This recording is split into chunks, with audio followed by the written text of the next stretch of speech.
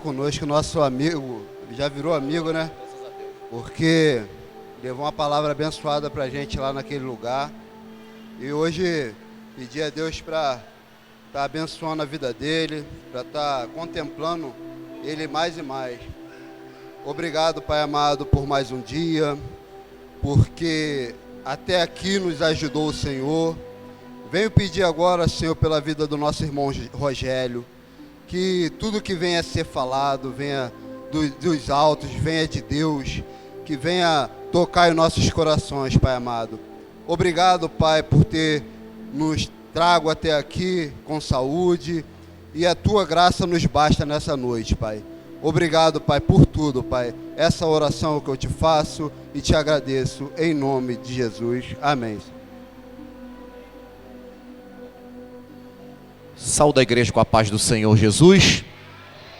Quantos têm motivo para dar glória a Deus nessa noite?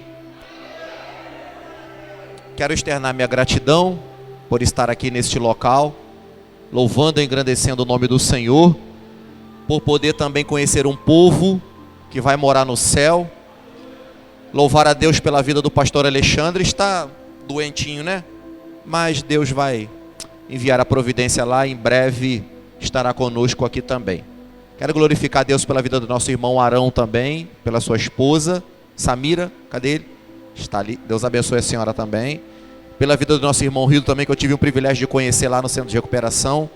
Dizer que é motivo de muita alegria, irmãos. Eu vi um pouquinho de longe, mas cheguei no horário, para a glória de Deus, e aprove a Deus nós estarmos aqui para glorificar o nome do Senhor. O culto nessa noite é voltado para a família, né?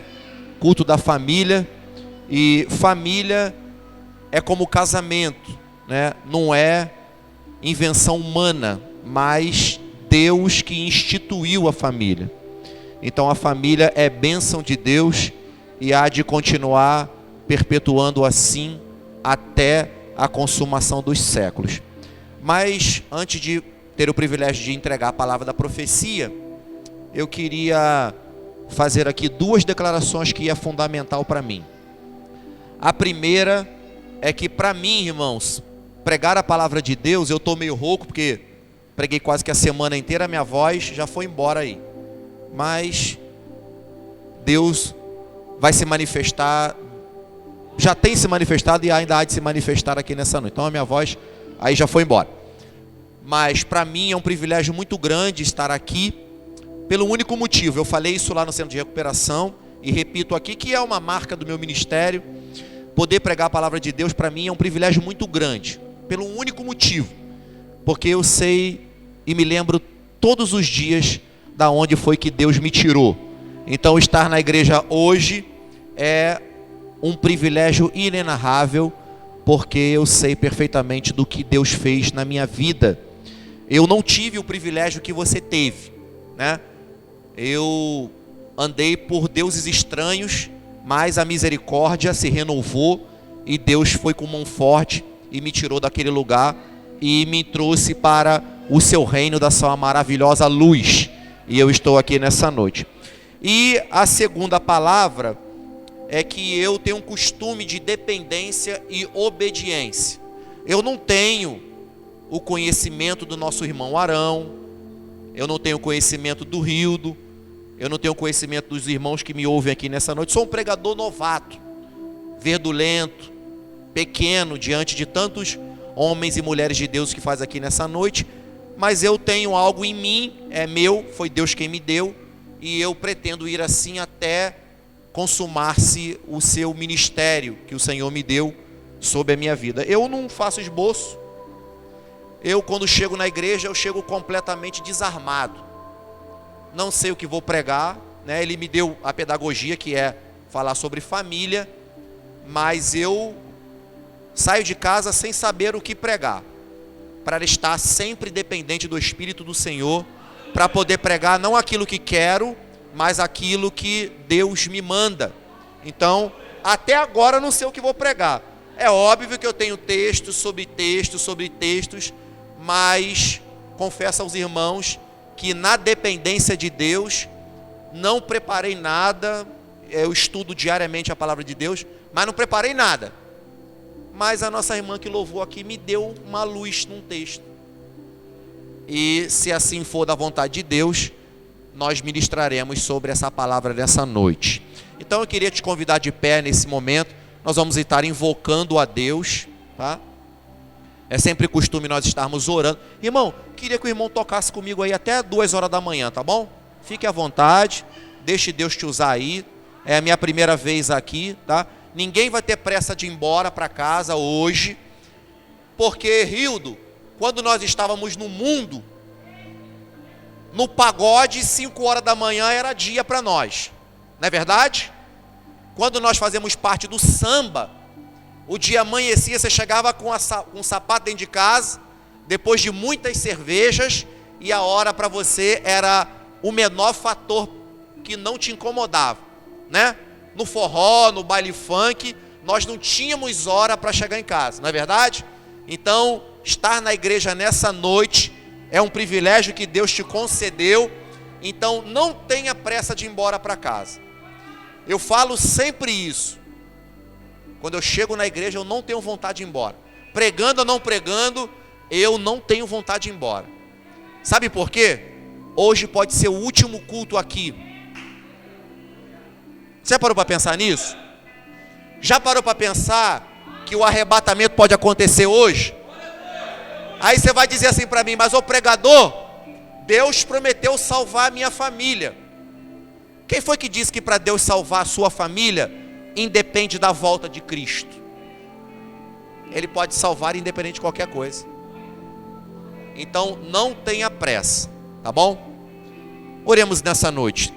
Senhor nosso Deus e nosso Pai, nós te glorificamos mais uma vez na beleza da tua santidade, te agradecendo pelo grande privilégio de estar aqui neste lugar, se não é outro lugar chamado casa de oração.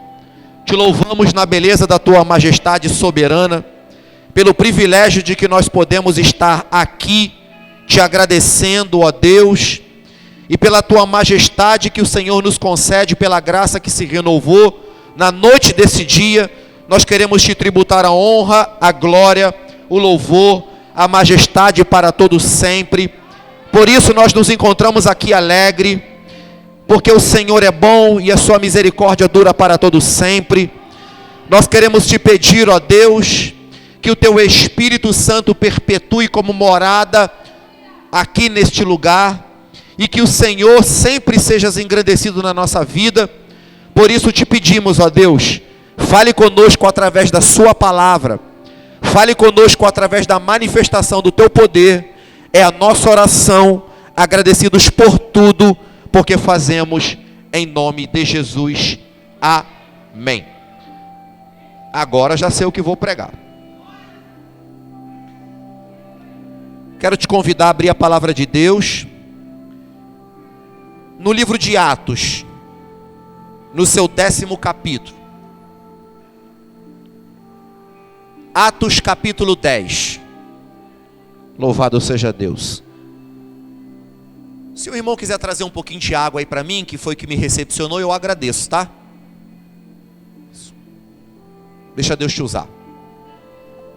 10º capítulo obrigado, tá, meu irmão? Do livro histórico.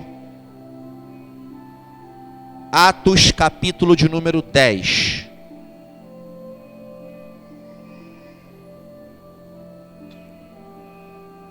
Nós vamos ler alternadamente o texto. Nós vamos ler do verso de número 1 até o número 5.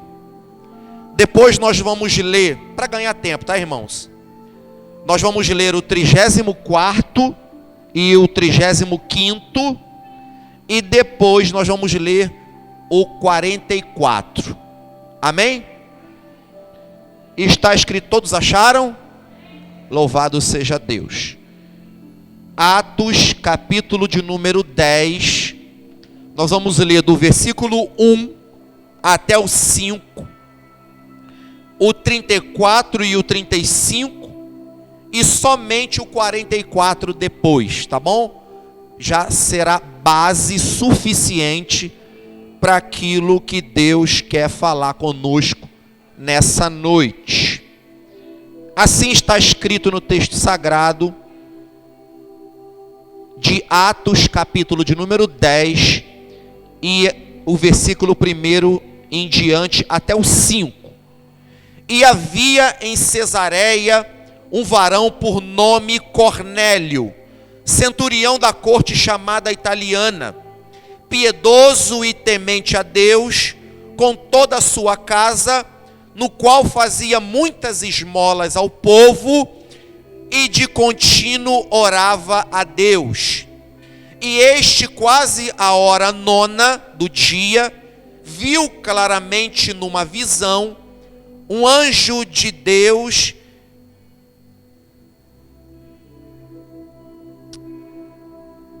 Irmãos, eu me perdi no texto, perdão. Perdão. E este, quase a hora 9 do dia, viu claramente uma visão, um anjo de Deus que se dirigia para ele e se dizia: Cornélio. E este, fixando os olhos nele e muito atemorizado, disse: Quem é, Senhor? E o anjo lhe disse: As tuas orações e as tuas esmolas têm subido para a memória diante de Deus. Agora, pois, envia homens a Jope e manda chamar a Simão, que tem sobrenome Pedro.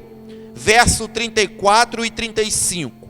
E abrindo Pedro a boca, disse: Reconheço por verdade que Deus não faz acepção de pessoas, mas aquele que lhe é agradável, aquele que em qualquer nação o teme e o faz o que é justo. E o verso de número 44, eu quero te convidar a ler junto comigo, para que fique indelével na sua mente o que Deus quer falar conosco nessa noite. Verso de número 44, leiamos todos juntos. E dizendo Pedro, caiu. Leiamos de novo. E dizendo Pedro ainda,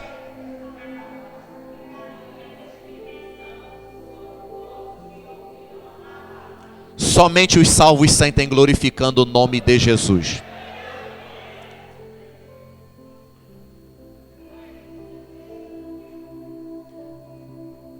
A igreja neotestamentária é iniciada debaixo de uma promessa revelada em Joel capítulo 2, versículo de número 28, que o Senhor deu para ele, dizendo que naqueles últimos dias, ele, o Senhor, derramaria do Espírito sobre toda a carne. Quando Jesus ressurreto estava, ele reúne o seu colégio apostolado, e diante do colégio apostolado ele dá a sua última instrução, dizendo para eles: não apartem-se de Jerusalém, porque vocês serão revestidos de poder, virtude. E então, 50 dias após a ressurreição, cumprindo-se o dia de Pentecostes, o Mestre, o Messias, o Salvador, é levado aos céus, da onde ele desceu. E a igreja estava reunida, orando, consagrando, guardando ou aguardando esta promessa em Jerusalém, até que do alto eles seriam revestidos de poder. E então, num determinado momento, enquanto 120 homens, ali estava o colégio apostolado, Judas já tinha sido sentenciado por causa da sua decisão, e ali estavam os 11 apóstolos e a igreja, que iniciou-se com seus 120 discípulos direto, testemunhados do ministério em que o Senhor comissionou aquela igreja.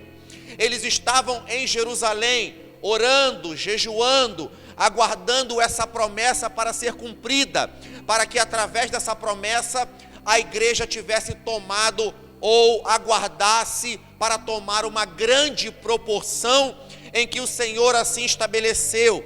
E cumprindo-se o dia de Pentecostes, desceu, ou melhor, caiu sobre eles o Espírito Santo, e falavam em novas línguas e profetizavam. Ali em Jerusalém, naquele tempo, ela era berço, estava sendo berço de várias outras nações, gregos, judeus, romanos, prosélitos, europeus. Toda a nação estava em Jerusalém aguardando esta promessa para ser cumprida, promessa anunciada, descrita, e quando cumpriu-se naqueles dias. Mas os judeus que não entendiam, que não esperavam essa promessa, que não tinham o nosso Senhor Jesus e que não tem até hoje como o Salvador, o grande Messias anunciado e predito a Jerusalém, perseguiam essa igreja e achavam que aquela simultaneidade em que os discípulos estavam anunciando a palavra de Deus, todas as nações estavam ouvindo na sua palavra ou na sua língua matriz. Eu acho que aqui alguém já viu ou já ouviu a reunião das Nações Unidas. Quem já viu isso aqui? Eles são reunidos em alguns lugares e todos têm um fone de ouvido, porque o orador está falando na sua língua original e quem ouve é traduzido simultaneamente para a sua linguagem matriz. Então todos os povos mundiais que fazem parte dessa reunião ouvem na sua língua matriz. Pode ser brasileiro e americano está ouvindo inglês, pode ser brasileiro e europeu está ouvindo em inglês, pode ser africano e brasileiro está anunciando em português. Assim também foi a carta magna da descida do Espírito Santo sobre esta igreja, e que simultaneamente aqueles que ouviam a palavra de Deus, ouviam através da sua língua matriz. Aquilo provocou um escândalo para os judeus, aquilo provocou uma perplexidade, senhoras e senhores, porque eles achavam que aquela simultaneidade, aqueles homens estavam embriagados. Era 10 horas da manhã, o horário que o Espírito Santo desceu sobre a igreja. Promessa com hora marcada. Deixa eu dizer algo para você que me ouve nessa noite. Daqui a 2 horas eu começo a pregar.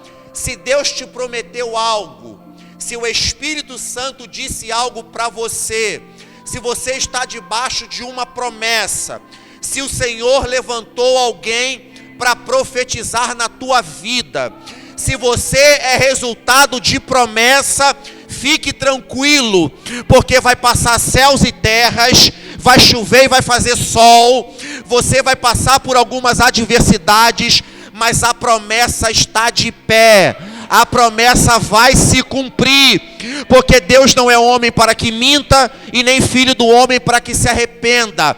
Nós aqui, todos nós, não somos apenas um resultado carnal de uma concepção de homem e mulher, nós não somos resultado da conjunção cultual do nosso pai com a nossa mãe, nós somos resultado de uma promessa, porque eu não sei o dia, nem qual, nem quem, nem quando e nem onde, mas alguém um dia prometeu a você algo, e Deus entrou na sua expectativa de vida, e você está aqui nessa noite para glorificar a Deus, porque Deus cumpriu com a sua palavra, e você se encontra aqui nessa noite. Você não veio aqui para me ouvir pregar, não veio aqui para ver a cor da minha camisa, não veio aqui para ouvir a nossa irmã que louvou com propriedade. Nós viemos aqui nessa noite porque Ele nos prometeu algo,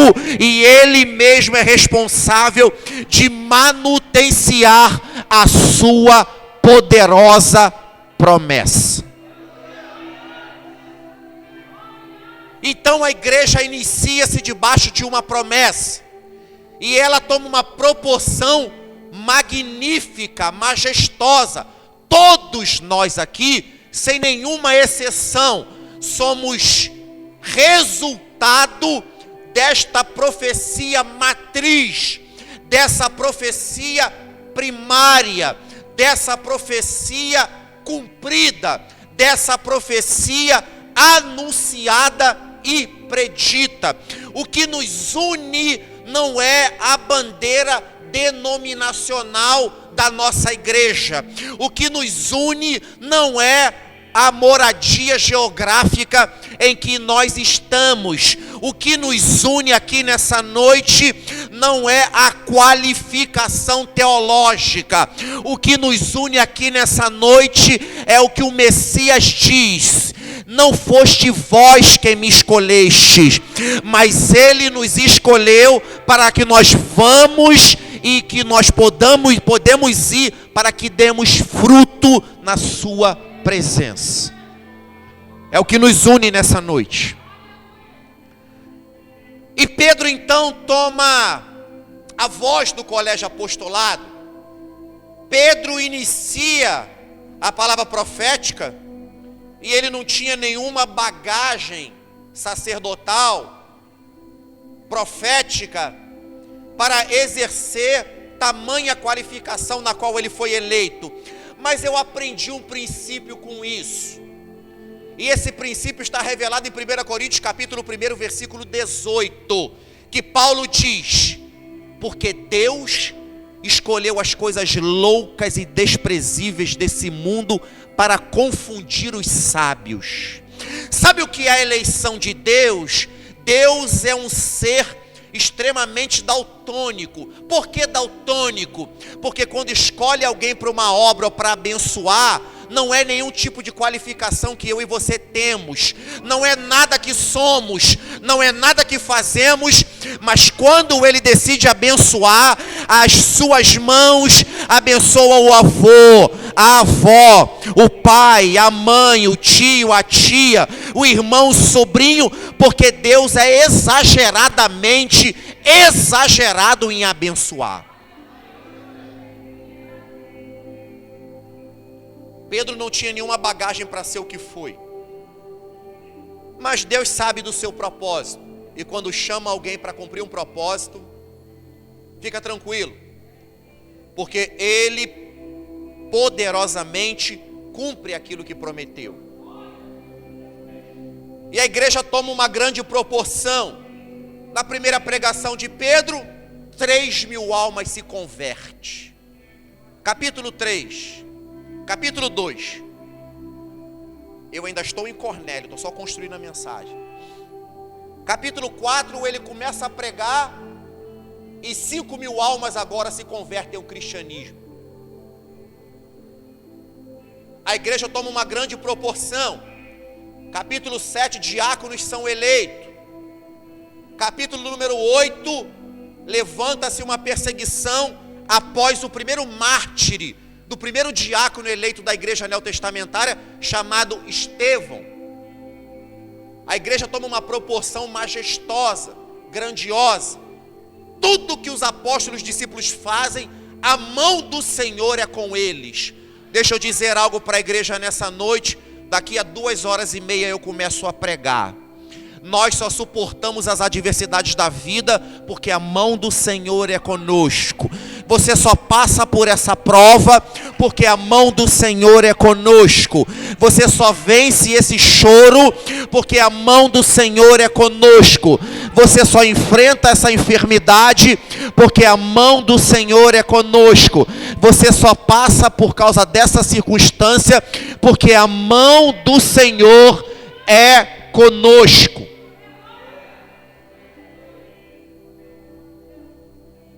Agora a igreja vai sair de 4 paredes. Até então o evangelho, ou melhor, as testemunhas, não tinha evangelho escrito ainda. Somente em Jerusalém. Agora ela vai tomar uma proporção majestosa. Filipe vai até a Samaria para pregar a palavra. E batiza um eunuco. E Deus faz maravilhas através do ministério de Filipe. E Pedro com João também vai para lá. Só que agora Pedro vai tomar uma outra dimensão.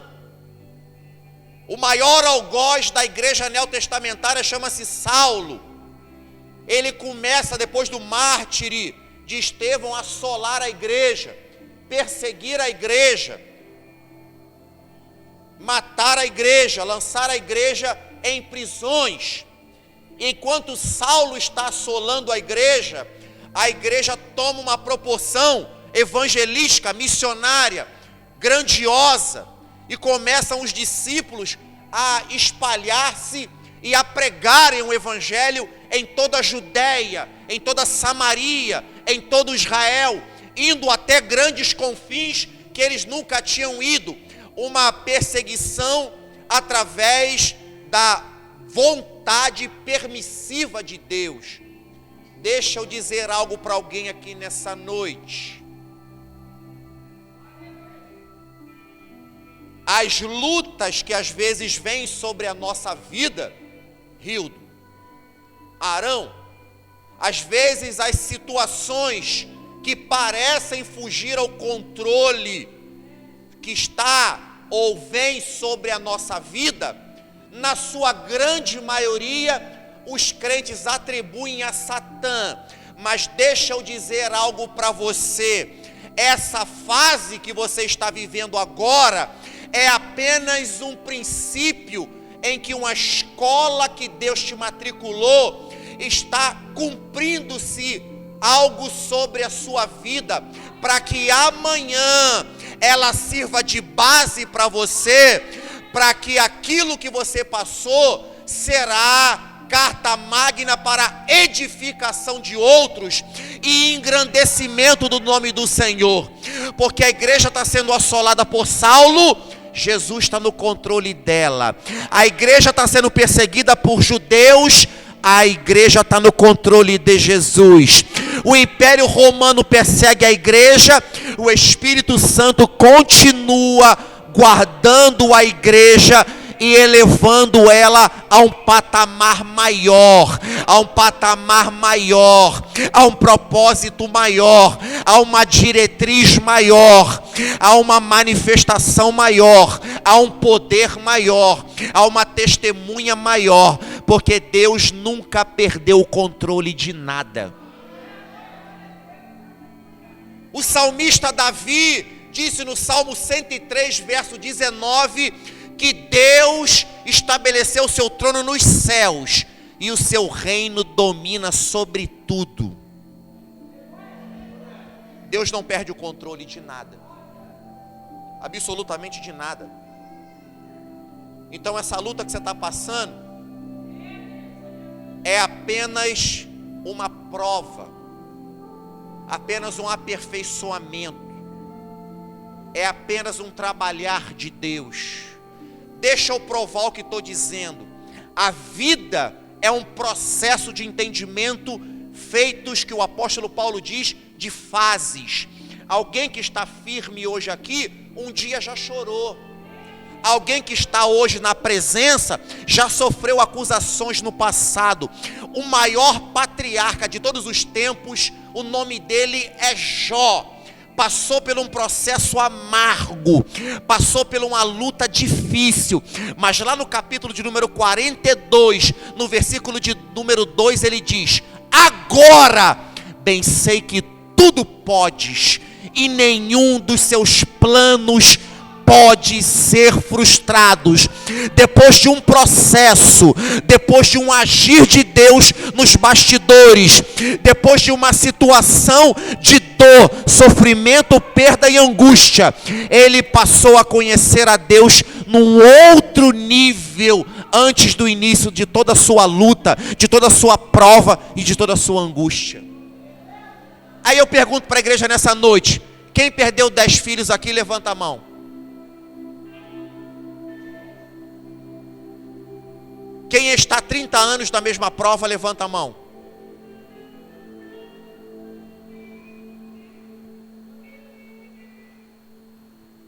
Então a perseguição à igreja é apenas um processo, é apenas um início, é apenas um agir de Deus, é apenas um trabalhar de Deus. Toda vez que se levantar algo contra você, fique tranquilo. Fique tranquilo. duas coisas vão acontecer. Se for alguém ao redor, duas coisas vão acontecer. Essa pessoa vai se converter e você vai sair mais forte nessa luta. Fique tranquilo. Quando um filho rebelde se levanta e não quer vir mais para a igreja, só continue orando e orientando através da palavra de Deus e através da autoridade de pai e mãe. Mas no determinado tempo, na hora certa, Deus vai entrar em cena.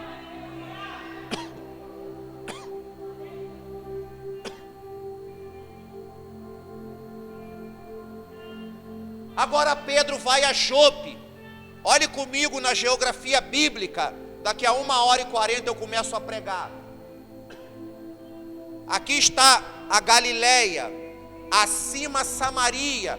Entre Galileia e Samaria, à esquerda está Jope, que é um local próximo às margens do mar Mediterrâneo. Ali aconteceu dois problemas em dois fiéis da igreja. O primeiro é chamado de Ananias. Ele tem um problema, uma paralisia, e Pedro, cheio do Espírito Santo, ora para ele e diz: Ananias, Jesus te dá saúde. E Ananias então fica de pé e continua a obra, cooperando naquilo que Deus deu para ele. E tinha também uma moça, uma jovem, que continuamente fazia coisas para ajudar a igreja. O nome dela é Tabita, você pode chamá-la de Dorcas também, mas ela morreu, e a igreja está chorando por causa da morte dessa moça, porque a morte é algo doloroso para nós, nos traz sofrimento, nos traz dor, nos traz angústia. A maior pena capital do pecado foi a morte, mas graças a Deus, que o Filho de Deus manifestou-se para ter na mão a chave da morte e a chave da vida. E então Pedro tira todo mundo, fecha a porta e ora. E então Pedro, cheio do Espírito Santo, aquela jovem se levanta de novo. Tem uma mão levantada aqui? Tem uma mão levantada? Deixa eu ver se tem uma mão levantada para me lançar uma profecia aqui. Deixa eu ver se tem uma mão levantada aqui. Tem irmão que não acredita em profecia, né? Mas vou profetizar assim mesmo. Tem uma mão levantada aqui no meio da igreja? Uma mão levantada? Tem irmão que não crê, Arão, em profecia, mas vou profetizar mesmo você não acreditando. Mesmo que a morte chegue a alguém que está ao seu redor, ainda assim, o apóstolo Paulo diz que a morte é a 10ª parte do sono. Ainda que a morte chegue, mas essa pessoa será alcançada pelo sangue que vence a morte. Mesmo que nós choremos com a visita dela, mas o Senhor vai salvar, porque Ele é fiel para cumprir aquilo que prometeu.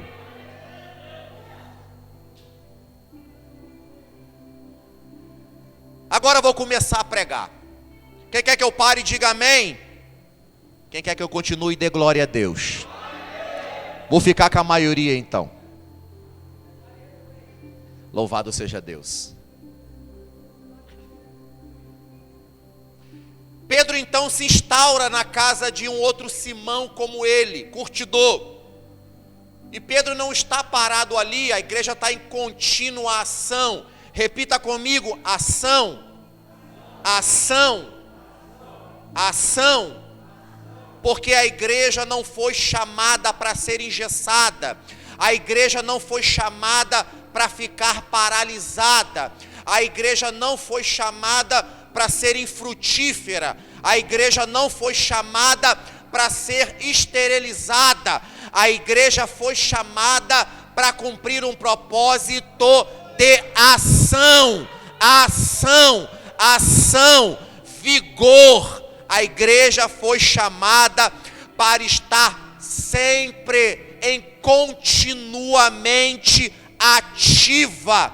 E Pedro, depois de realizar estes milagres, ou melhor, depois de o Espírito Santo realizar esses milagres através do ministério de Pedro, ele é convidado a estar na casa de Simão, em Jope, até que em determinado momento, o Espírito de Deus entra em cena para cumprir um propósito salvífico de salvação através do ministério do Espírito Santo, que vai além, muito mais além do que a nossa mente pequena e limitada, porque Pedro está instaurado na casa de um outro Simão curtidor, mas o Espírito Santo está trabalhando nos bastidores, mesmo sem Pedro entender, mesmo sem Pedro compreender, mesmo sem Pedro entender, porque até na casa dessa mulher que ele curou e de Ananias, eles são crentes.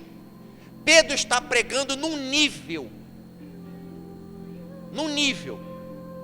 Agora o Senhor vai conduzir ele para um outro nível. Num outro nível. Ele já tinha realizado vários milagres? Sim. Já tinha feito uma defesa apologética? Também. Já tinha sido diplomado de professor de escola bíblica? É verdade. Mas agora o próprio Deus quer dar uma experiência para ele, que marcou a vida dele. Ele sobe no terraço para orar. Quando ele está orando, é uma visão que muda a história de Pedro. Eu quero dizer algo para a igreja nessa noite. Se não tiver profecia e visão na igreja, a igreja não sabe para onde vai. Eu não estou falando de dom espiritual. Essa é a maior profecia.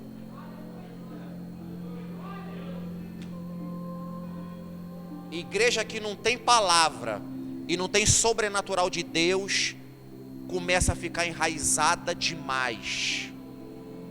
Mas eu não estou falando raiz de Deus, estou falando raiz doutrinária, religiosa, tradicional. Eu não estou falando daquelas loucuras de alguns irmãos nossos, e olha que eu sou pentecostal do alto da cabeça à planta dos pés, hein? Mas eu creio nos milagres de Deus e na manifestação do Espírito Santo completamente pautada ali, ó. Eu não vivo de emoção. Já vi paralítico andar, cego enxergar, surdo ouvir, bola de câncer gente vomitar, legião se manifestar. Já vi tudo quanto é tipo de manifestação que você possa entender, mas todas elas pautadas ali, ó. Todas. Porque tudo que está aqui é para testemunho e edificação da minha vida e da sua vida. Não é um conto de fada. Está entendendo? Não é uma história só dos apóstolos. Não é um conto de Alice no País das Maravilhas. Não. É algo verdadeiro e poderoso. E que para nós serve como uma base forte. Pedro está orando. É a primeira vez no seu ministério que ele vai ter uma visão. Nunca tinha tido antes. É a primeira vez. Ele está no terraço orando. Quando ele está orando, o evangelista Lucas diz com propriedade que desceu do céu um vaso atado por 4 pontas como um lençol grandioso, e toda sorte de animal e de quadrúpedes da terra e de répteis. E a voz do Senhor diz para ele: Pedro, mata e come. E ele responde: de maneira nenhuma, Senhor, que a minha boca nunca viu tal coisa imunda. E a voz pela segunda vez diz para ele: Pedro, não chame de imundo aquilo que Deus santificou. E então de novo aquela visão torna-se para o céu novamente. Sem poder entender o que aquilo queria dizer, se você lê literal, parece que aquilo tem a ver com cultura alimentar judaica, mas não tem nada a ver.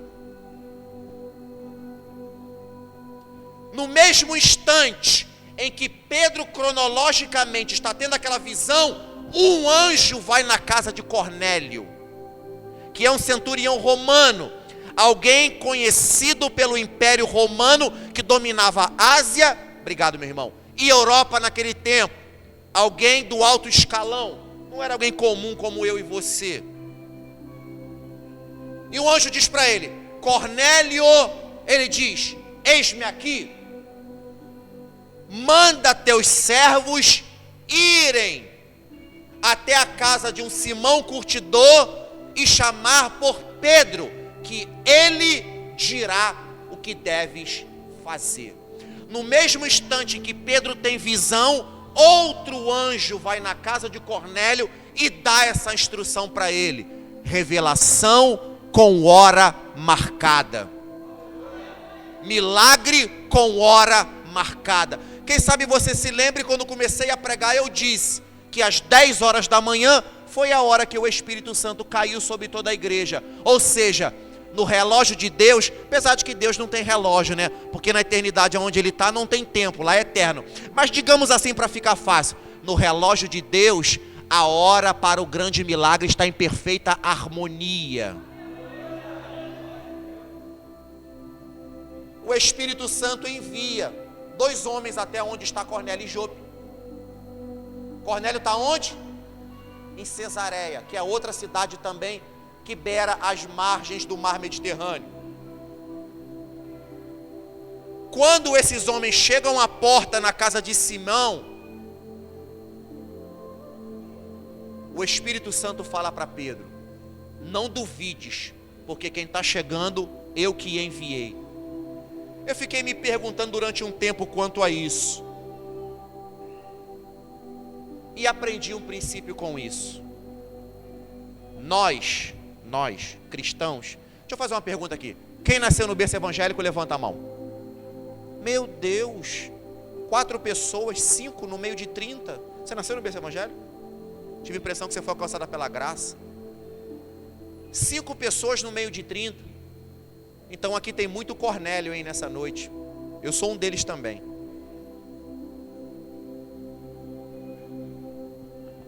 Deixa eu contar algo aqui. Olha o que significa graça, além de favor imerecido na prática. A minha família foi canonizada a ser adoradora de deuses estranhos durante muito tempo. Uma mística genealógica e familiar que foi passada por aprendizado aos meus avós e que passou para minha mãe, para minha avó, para minha mãe e para os meus tios. Toda vez que nós precisávamos de um milagre, deveríamos matar animais e colocar nas encruzilhadas da vida. A minha família foi canonizada a adorar esses deuses com D minúsculo. E durante muitos anos, a minha família foi extirpada, sufocada, escravizada a depender desses falsos milagres, porque cultuava deuses mentirosos e enganadores, bebedores de sangue.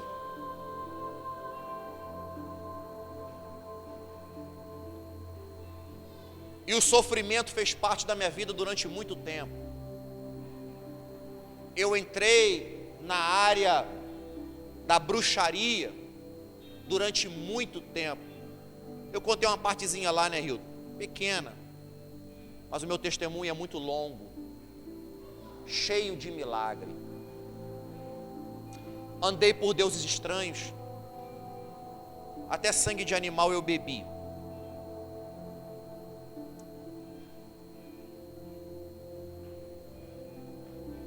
A minha família, ela foi categorizada a estar instruída exatamente a esse viés religioso. Quem sabe alguém aqui também andou por deuses estranhos. Não tive o privilégio de ter a orientação biológica de pai e de mãe através da verdadeira religião, se assim a gente pode chamá-la. Não tive o privilégio de conhecer João 8,32. Não tive o privilégio de conhecer João 8,36. Não tive. E durante muito tempo, eu fui aprisionado, andando após esses deuses estranhos. E cheguei a ver a morte de perto, muito de perto. Com os meus 12 anos de idade, quase que eu sucumbi por causa de uma enfermidade. Sem entender nos bastidores, Deus estava trabalhando ao meu favor. Ele sabia que eu ia me converter, sim ou não? Ele sabia que eu ia estar aqui nessa noite, sim ou não? Ele sabia que você ia se converter, sim ou não?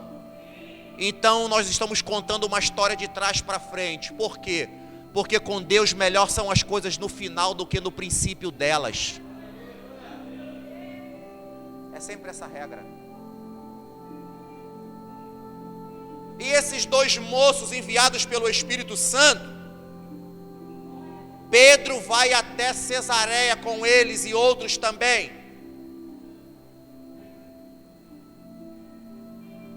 O culto é de família? Sim. Nós vamos entrar na área da família agora. Quando Cornélio vê Pedro, corre ao seu encontro e se prostra diante de Pedro. Pedro então diz para ele uma das maiores bases do cristianismo, chamada princípio de igualdade. O que é princípio de igualdade? Até os pés de Judas na última ceia Jesus lavou. Por que será? Jesus sabia que ia ser traído? Já sabia quem era Judas? Então até o pé do traidor ele lava. Maior princípio de igualdade da igreja. Aí eu faço uma pergunta nessa noite, vou deixar você responder para você mesmo. Por que no nosso meio tem alguns que se acham mais privilegiados do que os outros? Porque alguns, quando chegam na igreja, querem ser ovacionados.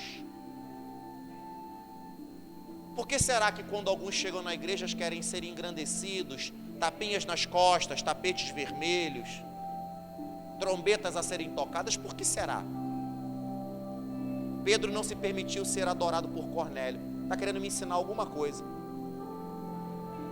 Por que será? Por que será?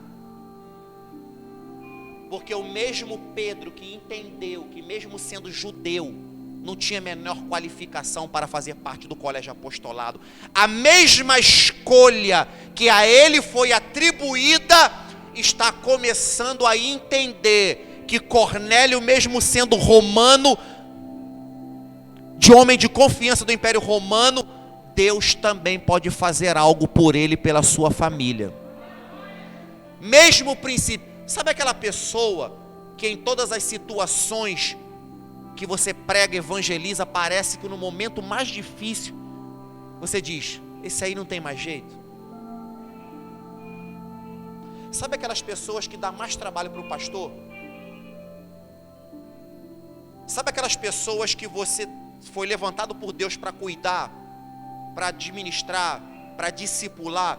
Aquela que dá trabalho elevado ao quadrado, aquela que é a raiz da equação, que ninguém tem a resposta. É exatamente essa que Deus vai exercer com força o poder. Pastor, o senhor é doido? Vou provar na Bíblia. Um homem que não acreditava mais nele próprio, a sociedade não acreditava nele, o Império Romano não acreditava nele, a família já tinha perdido as expectativas dele. Ele está crucificado do lado do mestre. Nem ele acreditava mais nele, mas uma palavra só mudou toda a história da sua vida. Ele disse, Senhor, lembra-te de mim quando entrares no teu reino. E Jesus diz para ele, hoje, não é amanhã nem ontem, hoje estarás comigo no paraíso. Meu Deus do céu. Quando eu olho para esse ladrão da cruz, eu entendo que a graça é algo super potencializado no número que eu não sei qual é. Alguém aqui consegue entender o que digo? Alguém me entende? Graça Quando eu olho para a graça que vejo a prostituta Raabe recebendo carta de euforia, quando olho para Pedro que negou Jesus 3 vezes e recebe carta de euforia, quando eu olho para Saulo que é o perseguidor, matador de crente, recebe carta de euforia, aí eu consigo entender que o plano do evangelho para salvação, para restauração, é algo incompreensível à nossa mente humana ilimitada e pequena. Quer o resultado disso? Aqui só tem 5 crentes de berço e outros 30 que a graça alcançou. Não, olha aí para a sua vida, olha para você mesmo e diz: eu violei demais a santidade de Deus.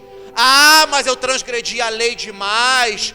Ai, mas eu brinquei demais com o poder de Deus. Mas Ele te salvou e você está aqui nessa noite. Então não foi Maria que te salvou.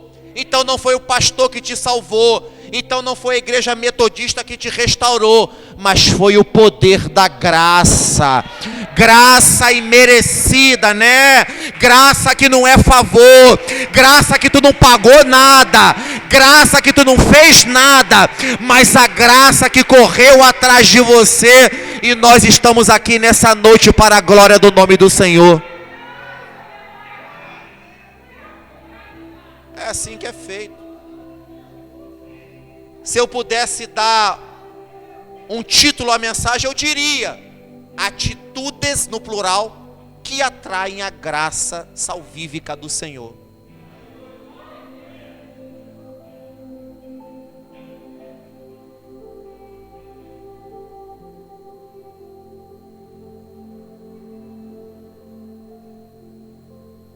E então Pedro entra na casa de Cornélio. É a primeira vez que um judeu entra na casa de um romano. É a primeira vez que um judeu entra na casa de um gentio. Deixa eu dizer algo para alguém aqui nessa noite. Em parábola eu prego: etiqueta é coisa do mundo. Crente é original. Alguém me entende? Religiosidade é coisa do mundo. Crente é neotestamentário. Mágica é coisa do mundo. Crente tem a certeza do Senhor que serve.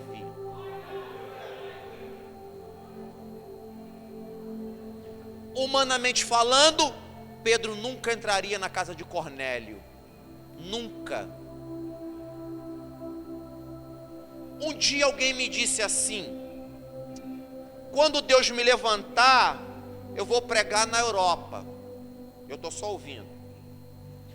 Quando Deus me levantar, eu vou pregar nos Estados Unidos da América. Eu estou só ouvindo.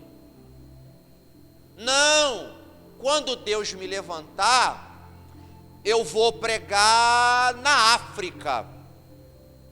Não, eu vou lá para a Oceania. E eu estou só ouvindo. Não, quando Deus me levantar, eu vou pregar aqui ou acolá. Não consegue pregar nem para o vizinho da esquerda e da direita.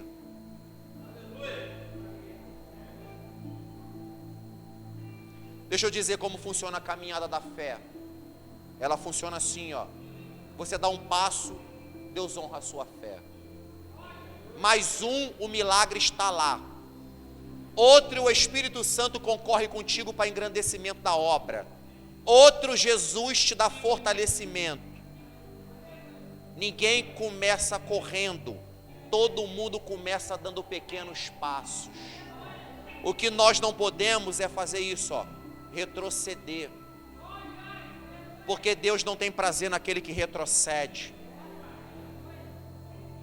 Pedro precisou ver toda a sua estrutura ser transformada por Deus até entrar na casa de Cornélio. Então fique tranquilo, antes de você pregar na Europa, prega primeiro para o vizinho do lado que precisa ouvir a palavra de salvação. Antes de Deus te levar na Ásia, prega para a tua patroa, que é encapetada do alto da cabeça à planta dos pés. Antes de pregar na África, prega para o teu patrão que é adoradores de deuses estranhos. A gente quer ser levado a confins da terra antes de pregar para a nossa origem matriz. Deus não ultrapassa o limite da obra. Deus tem um cronograma para servir e para seguir. Capítulo de número 10, verso 34 e 35, já estou caminhando para o final. Pedro está pregando para Cornélio e para toda a sua família. Agora o culto é de família. Não é só Cornélio que está ouvindo a palavra. Pastor, quantas pessoas tem naquela casa? Não sei. A Bíblia não dá indicação de quantidade. Pastor, tem muita gente? Não sei, poderia ter. Ele não era um homem comum, morava no local privilegiado, porque tinha posse, tinha polpa, tinha confiança, era alguém letrado. Mas, porém, entretanto, contudo e todavia, eu digo, e dizendo, pergunto para a igreja nessa noite, por que o anjo que se manifestou para Cornélio não pregou para ele? Hein, Levita? Rildo, você que prega 200 vezes melhor do que eu. Arão, você que é um teólogo extremamente capacitado, por que o anjo não deu a palavra de sentença para Cornélio? Cornélio é homem temente a Deus, faz contínuas obras diante de Deus e a oração dele foi ouvida. 3 qualificação de alguém que chama a atenção de Deus. Por que o anjo não diz para ele o que ele tem que fazer? Por quê? Alguém me responde? Fala, irmã.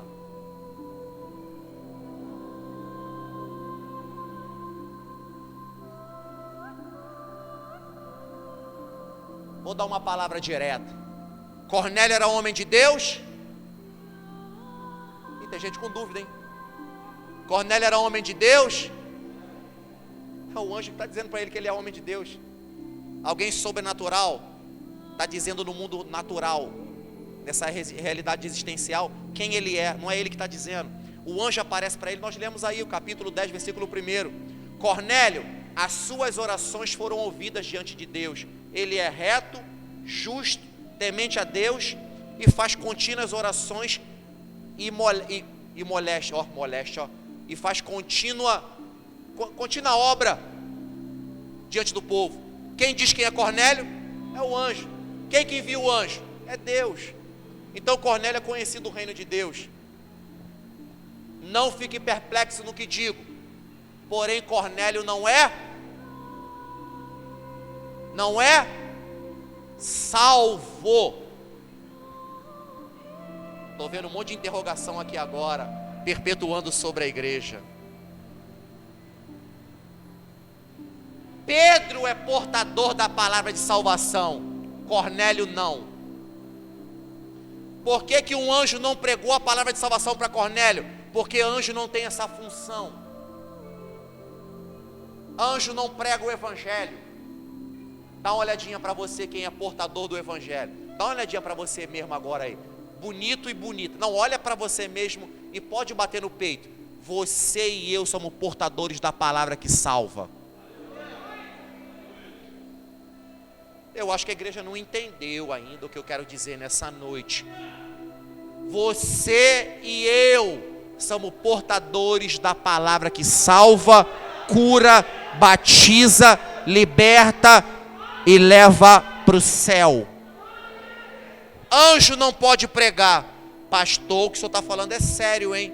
Se Pedro está indo na casa de Cornélio, é porque precisava Cornélio passar para um outro nível de relacionamento com Deus. Ele já era um homem que estava no caminho? Sim. Entre outras palavras eu digo, Cornélio era adesão, não era conversão. Quanta gente nós conhecemos que conhece o Senhor só por adesão, não por conversão. Quanta gente conhece que está namorando com Jesus, mas não casou ainda. Quanta gente a gente conhece que até gosta de estar na igreja, mas estar apenas andando por água rasa. E Deus quer que você ande por água funda. Pastor, o que o senhor está falando é sério. Eu provo na Bíblia. Vou provar porque ele precisava de salvação ainda. Pedro está pregando, fazendo o quê? Uma exposição dos patriarcas. Depois você lê o texto em casa. Profetas e Jesus.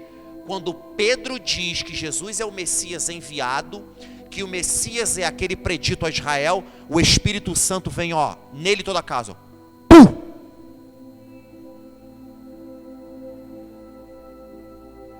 É o que faltava para ele entender o plano de salvação.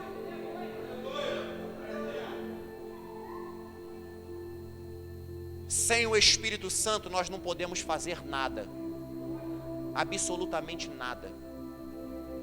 Quando o Espírito Santo cai sobre a casa de Cornélio, olha a sentença de salvação que Pedro vai profetizar, que Pedro vai dizer, que Pedro vai anunciar. Ele mesmo disse: agora é temporal, é presente, não é passado e nem futuro. Agora sei que o Senhor não faz acepção de pessoas. E qual é a acepção? Para salvar. Salvação.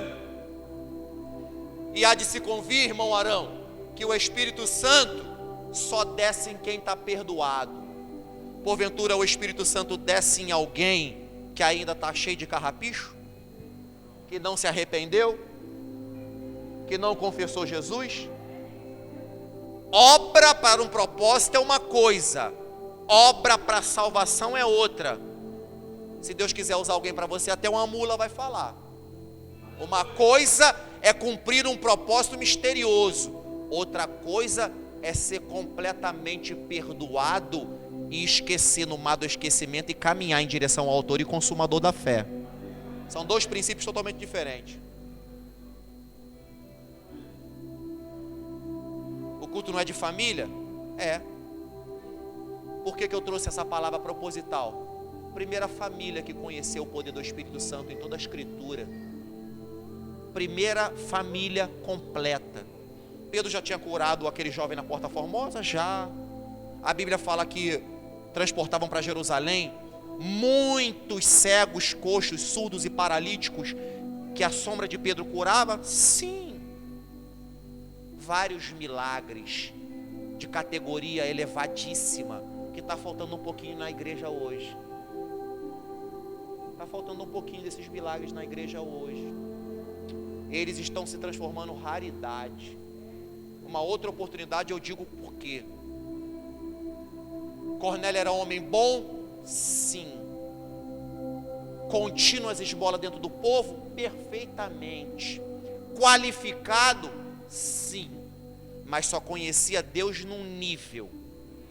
E Deus queria transportar ele num outro nível. Mais profundo, mais íntimo, mais poderoso, muito mais revelador do que ele entendia e sabia.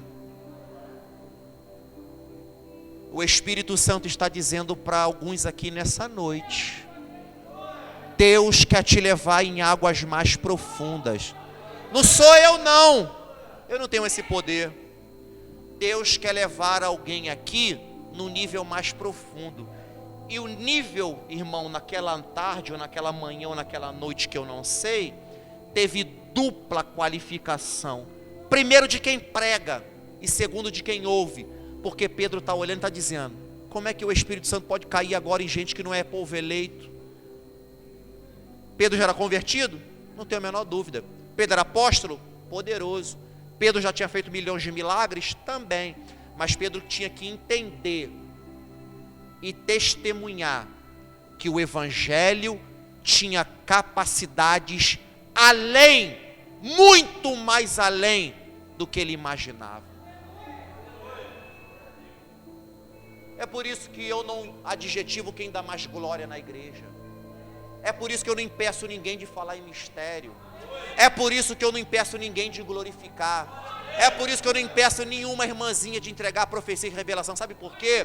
porque a experiência é igual dentadura, só cabe na boca do dono. Só quem sabe o que passou para estar aqui, ó.